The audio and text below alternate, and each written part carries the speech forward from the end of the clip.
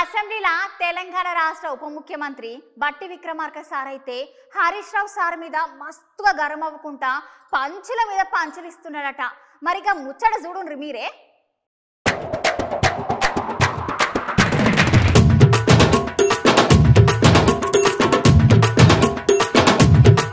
సభను తప్పుదోవ పట్టించడానికి కానీ ఈ రాష్ట్ర ప్రజలను తప్పుదోవ పట్టించడానికి కానీ ప్రయత్నం చేస్తే ఇది సరైన పద్ధతి కాదు అధ్యక్ష. నేను మళ్ళొకసారి వారికి విజ్ఞప్తి చేస్తా ఉన్నాను.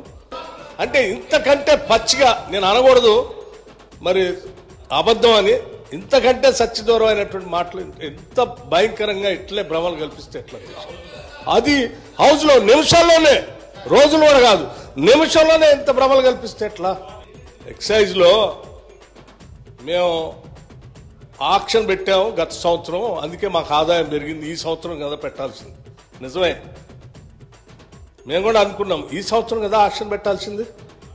మీరు ముందే ఎందుకు కూశారు అధ్యక్ష? ముందే ఎందుకు కూశాను? ఎందుకు కూశారు? మీరు ఈ సంవత్సరం పెట్టాల్సిన ఆక్షన్ మేము ముందే ఎలక్ట్రిక్ కంటే ముందు ఎందుకు పెట్టుకున్నారు? అంటే ఏదో దాంట్లో ఎంత దొరికితే అంత దోసుకుందామని ఆలోచన మీకు, అది తప్ప ఇంకోట.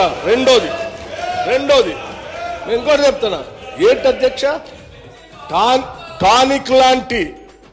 టానిక్ లాంటి షాప్స్, దుకాణాలు పెట్టి ఆక్షన్ ద్వారా స్పష్టంగా ప్రభుత్వానికి రావాల్సిన ఆదాయాన్ని ప్రభుత్వానికి రానియకుండా, సంబంధం లేకుండా అడ్డగోలుగా మీరు లైసెన్సులు ఇచ్చి టానిక్ లాంటివి పెట్టి ప్రభుత్వానికి రావాల్సిన ఆదాయాన్ని కొద్దిమంది కుటుంబాల చేతుల్లో బయటట్టు చేశారు.